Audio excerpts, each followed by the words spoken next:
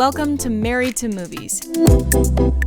Industry insiders John Russell and Tracy Kring live and work happily in cinematrimony. They're sharing behind-the-scenes adventures of writing, producing, and appreciating films. Good morning, babe. Good morning, babe. How you doing? Good. This is so poor. What's so poor? That I'm shaking my salt from an actual salt can. I just feel like camping and I'm pouring salt straight from the can. So I have a theory what happened here. Usually the tomatoes would have been cut and then I would be getting my percentage of tomatoes. Yeah. But because we're in the middle of the show here and you've got all those tomatoes over there. I'm not keeping them. You weren't planning on giving me any That's tomatoes. not true, but you are cutting into my tomatoes. I'm cutting into your tomatoes?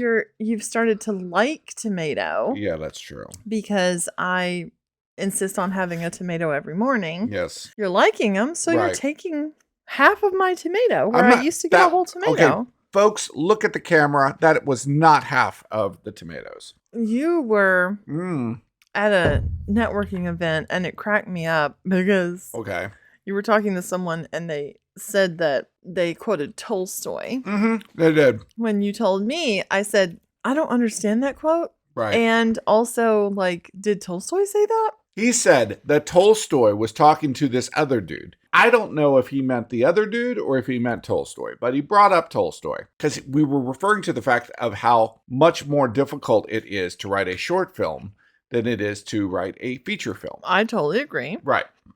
And he said, let's see if I can get my Ukrainian accent. I can get no limit. You can't. I quote Tolstoy. Please, this is really racist. It's not racist. Yeah, I feel like you're doing it in a racist way. Okay, if you're not talking about race, if you're talking about ethnicity, you said, is it the same thing? Yeah, I don't think it's racist if you're talking about ethnicity. Sure it is. A region of the world. I really don't care. He said that the quote was, I write because I don't want to think. That it was easier to just create something than to boil it down to its, most potent effort. I can't find any proof that Tolstoy said that. I don't think Tolstoy said it. Do you think people go around and they just say they're quoting someone when they're just making shit up? I think it's much more likely that I'm wrong. Oh. And that you got the quote wrong? No, I did not get the quote wrong. Do not accuse me of that. I did not get the quote wrong. I might have got the attribution wrong of the quote. We started 5 new series, and that's a lot. Yeah, that's a lot. We want to give you our rundown. I question being able to binge something. I don't know if that model is sustainable. They do it in several ways now. They do them episode by episode, okay, or they do they open with 2 or 3 episodes. If they give me 2 episodes and then I have to start watching it episode by episode, I may peace out. Let's start with the one that only had 1 episode. That was the Sympathizer, which was that only 1 episode? Yeah, that was only 1 episode. Yeah. Wow, I feel like I watched 5 of that. Well, that's good. One episode was really cram-packed. It really was. It really was. For those of you who don't know, it's should we say that each time? For those of you who don't know. Well, why don't you just not say for those of you who don't know, and just say what it is they don't know. Okay. Sounds good. You could have said that in a little bit of a nicer way. Am I being mean? I'm in a bad mood today. You're in a bad mood today? Yeah, Then why are we doing a podcast? I'm going to die. It's important to admit that, right? I'm in a bad mood. It's like Jeffrey Dahmer saying, I'm hungry today. It doesn't help you. Well, but why am I in a bad mood is the question. What's causing this unsettled feeling? What's causing this unease in my being? Is that what a bad mood is? Do you not know what a bad mood is? I think, you have bad moods. Yeah. I mean, my bad moods are usually based on personal frustration, with myself or with my life. I don't get up in a bad mood unless it's having a headache or, or a tummy ache or something. I was on a call yesterday and Oh, is that what put you in the bad mood? well, I felt like, when people kind of like ask you questions, but it's more like they're aggressively asking you questions to trap you in their point of view. Okay, so there's an agenda behind the question is what you're saying. Yeah, it's like they're trying to, and like the situation, the question I was asked, I really didn't know what else I could have done. Right. And so I was like, I really don't know what else I could have done. So you felt like you were being manipulated and that put you in a bad mood? It's that someone's forcing me into something. And I'm like, well, was I resisting that because I'm covering up something? Like, am I covering up I was wrong, or I feel like I was wrong? What am I covering up? And like, I don't know. I haven't quite worked it out yet, but I feel like that is a totally slippery slope. This idea that I feel something negative about what someone else has done, and my immediate answer to that is, what have I done wrong to create my own negativity? No, I mean, that's I don't definitely you feel that way. You tell me that often, and maybe that's the problem. Maybe the problem is, instead of saying, they were very aggressive and they really wanted to trap me in what they wanted me to be. Right. And I'm not that. Right. And that person is an asshole and they can suck my wiener. Thank you.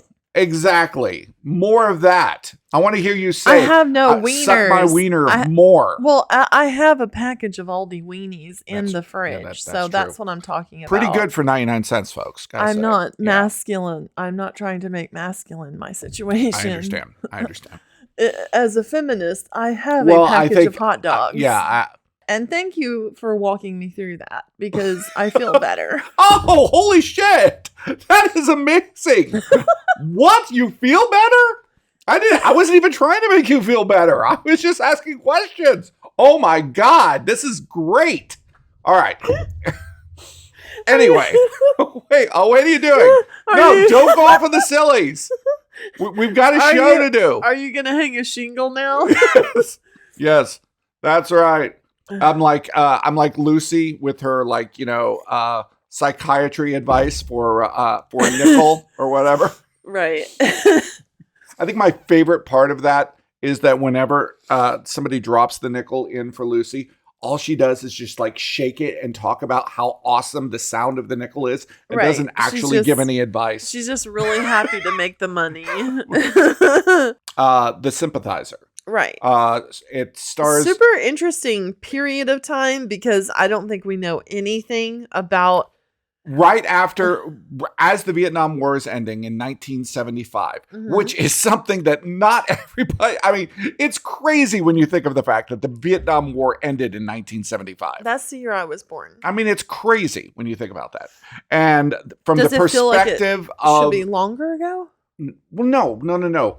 To me, Vietnam is all, it's like, 1969, 1970, 1971. Oh, that it lasted Yes, that it long. lasted another 4 years.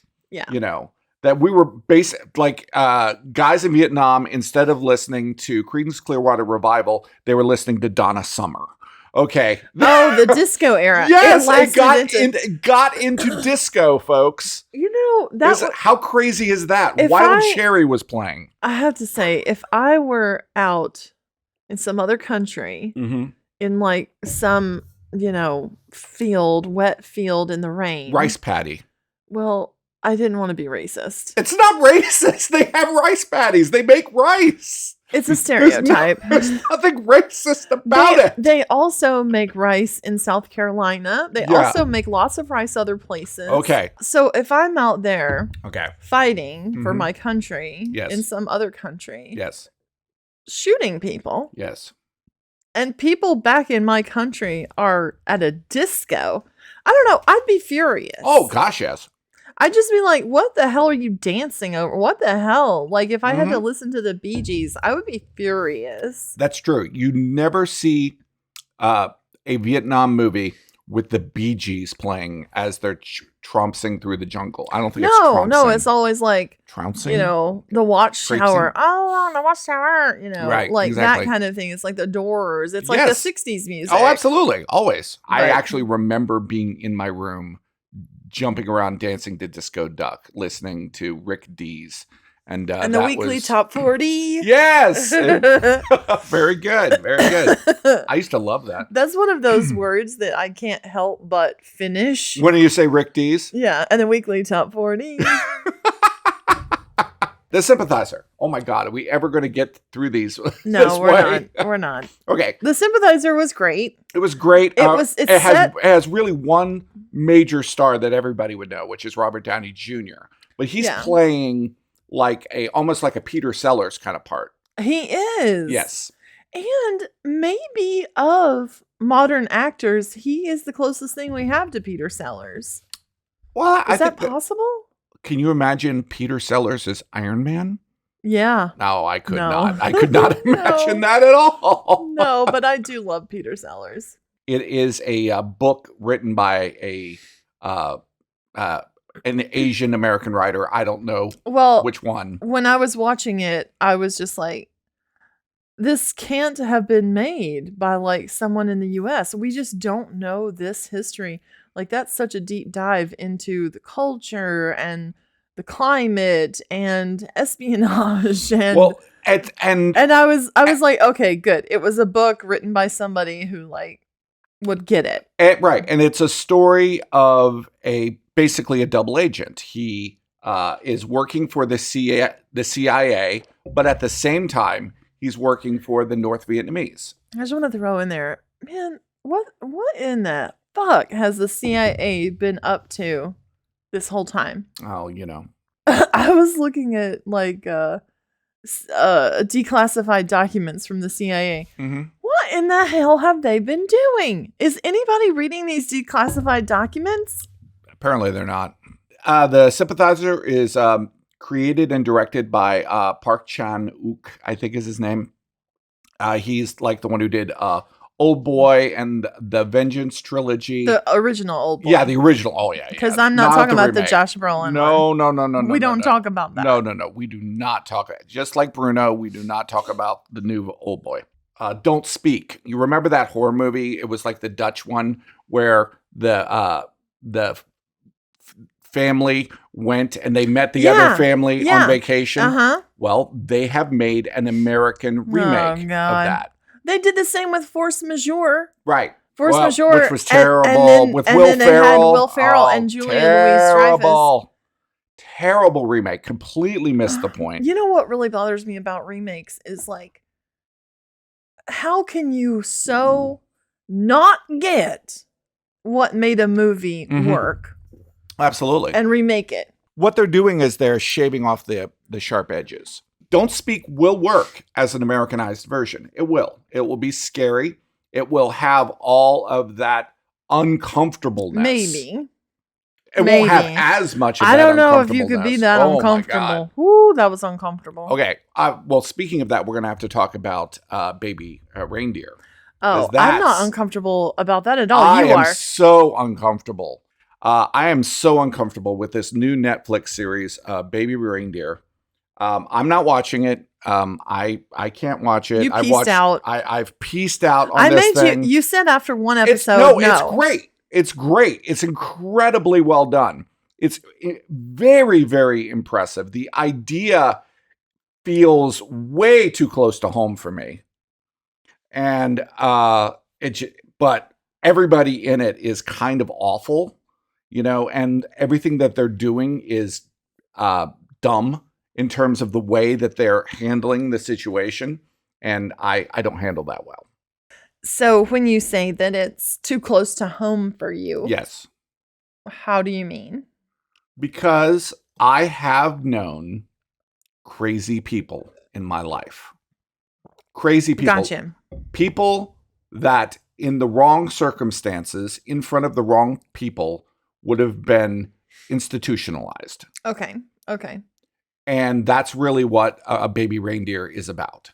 is an absolutely insane stalker woman who fixates on this one very interesting, strange, very complex bartender. Someone's humor is really telling them what they really feel, whether it be sexual or whether it be through jokes. Yeah. Yes. That, folks, if you are ever made uncomfortable by a joke, that's because there was truth in it. Well, they meant to say it to your face and they made it a joke. Exactly. So it feels so sometimes people are very mean in their jokes. Yeah. Or very sexual or very, and because they can't actually be truthful with you, they're going to couch it. And I was just kidding. That was a joke. What? You can't take a joke? Incredibly impressive. Just not my bag. Not my thing. Well, I'm loving it. I get made uncomfortable by things, certainly. Right. But the directions that this show has gone, I thought I was getting one kind of thing, and every single episode, I'm getting a different kind of thing about that. Well, what I appreciate about the show is that it is not just villainizing her. Yes, she is crazy, and yes, she is dangerous. He's participating. He is engaging this. Yeah, I mean, what she's doing is like way over the top and not deserved. But he is engaging, and his new girlfriend says, like, I think you love the drama of it. Right. You love the idea of being loved so that you don't have to love. The crap that has happened to him when you get into his backstory is crazy and awful. Right. And that it's like the first episode's kind of like it's going to be a comedy almost. Well, I think it is. I mean, not one episode. It is not a comedy. Well, but mixing comedy with. Well, the fact that he's trying to be a comedian, that's his dream. And that as things progress, he actually gets better at being a comedian. Yeah, he does. But his life gets much worse. Right. Yes, for Baby Reindeer for Tracy. And yes, for me, if you can handle it. And I personally can't handle it. Yeah, you don't like being uncomfortable. Now, what I really loved was Fallout. I really don't love Fallout. Fallout Was so much fun. I never played the video game before. No. Really don't have We don't do that. No, we don't do that. And I really have no interest in playing the video game, even though I think the show does a really great job of me trying to figure out what would the video game even be? Because the story for this thing is what the whole thing is about. Mm-hmm. I mean, even when we watched The Last of Us, I could say, okay, this is a video game. This reminds me of like Silent Hill, Yeah. Where you're like, okay, going from here, and then you find the map, and then you go here, and then you find... Maybe it has like a bunch of like connective stories. Yeah, exactly. But Fallout to me is just great sci-fi, and it was... I really love the idea of sort of the 1950s aesthetic, but done in a steampunk way. Yeah, done in technology in 1950. Right, yeah. Exactly. But actually the technology is probably more like, 2100 in 1950. And then it goes up, from there. The design is kind of 1950. The design, the music is amazing in it. Because basically, once you get onto the surface of Fallout, it's a Western. Even the ghoul, the one played by Scoggins. It's like Westworld. Yeah, exactly. He is like the, the Dark Rider. Right. Going through. And the music they found was not only 1950s, but it all has a sort of a Western vibe. Yes, it does. Like the ink spots and things like that. Interesting. And probably lesser known. Oh, very much lesser known. Are we sure it's period music? Oh yeah. It's all period music, and it's like a song like "Don't Fence Me In" or things like that. Yeah, it was just that aesthetic when sort of the music was sort of meeting what everybody was watching in the 50s, which was westerns, and. It's really, really amazing. I really enjoyed the show. I've binged the whole thing. I even liked Kyle MacLachlan, and I'm usually pretty anti Kyle MacLachlan in most things. He's a wild card. He is, he very much is a wild card. Didn't David Lynch really embrace the 50s aesthetic in most of the things that he did? Yeah. He was it's just striking me that Lynch, let's say, would be making stuff in the 80s and 90s, Mm-hmm. and his aesthetic would be the 50s. Right. Right. Right. But like our generation, our aesthetic is like the 70s. Right. Right. And some of the 80s too. Yeah, in the 80s. Right. Right.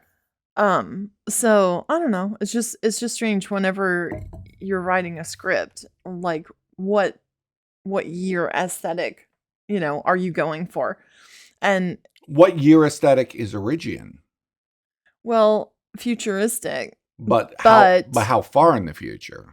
But I would say more like the 90s futurism. Mm. You know how like cars got bubbly?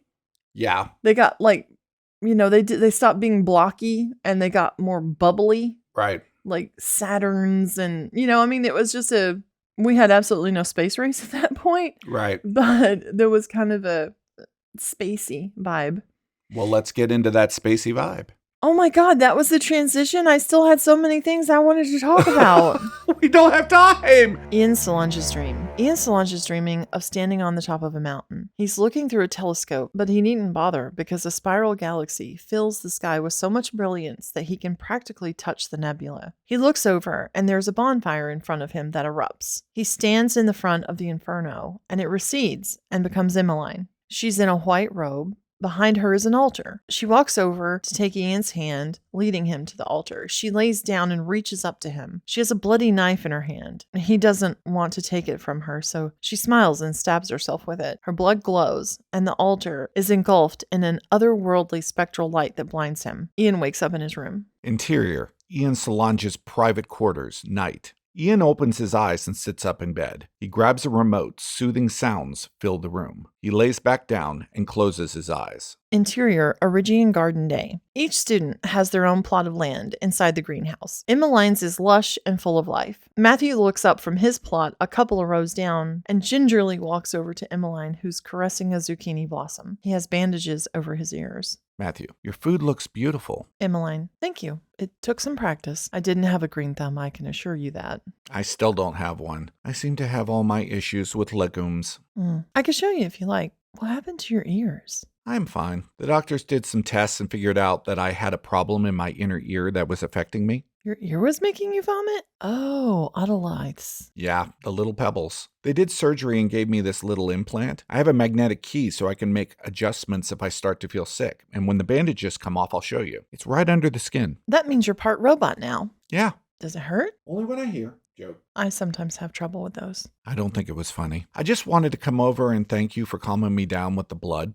Oh, you're welcome. See you later. Me too. I mean, sure. Matthew goes back over to his less lush plot of greenery. Interior, White Car Day. The Ride family are being driven to see Emmeline for the last time before she leaves Earth for good. They are sullen, except for Bettina, who is annoying her mother, showing pictures on her device. Grace, read the room, Bettina. I'm not in the mood right now. Bettina, I can't help it. Jeff, get it out of your system. We're not bringing it up there. Bettina, which is bullshit. Grace, can't we just focus on your sister for the next couple of hours and then you can post? We all know that's what's killing you. Bettina, that's uncalled for. I happen to believe in honesty, and I think she would be happy to know we were going to be successful and safe. It's all thanks to Emmy we have this opportunity anyway. Jeff, we don't need to replay the entire courtroom drama. Agree to disagree and keep it to yourself. The car is nearing Origian headquarters. There are protesters outside the security gates. They are protesting Origian's oligarchy and Project Ascension. Grace, these people don't understand the sacrifices being made to help them. Our kids are heroes. We should be considered gold star families. The protesters are moved back by security guards and the car goes through the gates into the picturesque campus. We were watching a show last night that we've really gotten into, Ripley. Mm-hmm. Even though I'm not that keen on watching black and white. And I could have sworn it wasn't black and white in my memory, but you pointed out it's all black and white, but I could have sworn it was in color. That was one of the buts. Yeah. No, they had butts, but That is a show that has barely any dialogue for a whole episode at a time. Yeah. And like I'm squeamed out. Like I'm just like, oh my God, just want to say so tense. That show has some of the most beautiful cinematography I've seen in so long. It's like and sound design. Oh, and there was because there's no talking. Look, I follow Paul Schrader on Facebook, and he talked about the fact that so much of the show is set up as static shots with no dolly movement, with no handheld. Yeah, they're like paintings. Very little handheld, and they are. And to me, it's one of the first. I think something that emulates Citizen Kane. Yeah, just the way that the shots are set up to be gorgeous, and that's the whole point. Is that whatever we're going to do, it's going to be about how beautiful the shot is. Well, I mean, you have opportunities, like, you have to shoot a close-up. It's not going to look like a painting, It's going to look like a zoom in on a painting, maybe if you're lucky. Right. But like, those wide shots, that's your opportunity. He's a huge Caravaggio fan. Obviously, because in the show, the character's obsessed with Caravaggio too. Right, exactly. Which I am too. Like he's basically the first filmmaker ever. Right. And the dark and the light and the mix. But the thing about that show is it really taps into the chaos of dealing with killing somebody. Because every time he kills somebody, it's like, but like he kills people and like there's people nearby or his door's open and he's killing people or when he falls out of the boat. Yeah, it's just like calamities happening. But I'm just I don't remember so that tense. I don't remember that from the talented Mr. Ripley. Like did that lean into that as much? I feel like I need to rewatch the talented Mr. Ripley. And honestly, like this character who's playing Andrew Wood, Freddy. Oh, playing Freddy, yes. Wasn't Philip Seymour Hoffman Freddy in the original? Yes. But the character here is like Elliot Sumner. It's Sting's protege. Yes. Yeah. Not protege, progeny. Progeny. Yes, Sting's progeny. That is the way that they are described. They do not identify with gender, but they are fantastic and very, they make you very uncomfortable. Whenever they're questioning the character, you're just like, oh God. Because anytime the character, of Ripley is questioned, you're just like on the edge of your seat. Are they going to figure this out? Right. Oh my God. Because you're living with the villain. Yeah. And you're rooting for him. You are the villain as the audience. Yeah. Because the villain is the only one to hold on. Yeah, you don't want to get caught. And every time I'm just like, how is he going to get caught? He's going to get caught this time. Yeah, and I'm just like, oh, there's the thing. Dragging the body down the stairs in the middle of the night. Yeah, just, oh my God. And like the way and then going back. Oh my God. I'm just like. It is that same sort of cringe that I have with Baby Reindeer. But see, this doesn't bother you. No. This is tension, really entertaining to me. The tension of like, oh, I'm about to get caught. That I have a problem with that. That makes me really uncomfortable. Where I can't hardly watch it. Right. But that doesn't make you uncomfortable. But I can watch Baby Reindeer and you can't. It's like fat and lean. Right. And together they lick the plate clean.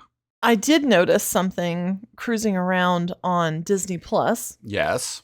I was looking, and I just pulled it up and like I chose the profile of my little 6-year-old nephew. So I clicked on his profile. All of these very inappropriate shows showed up. Yes.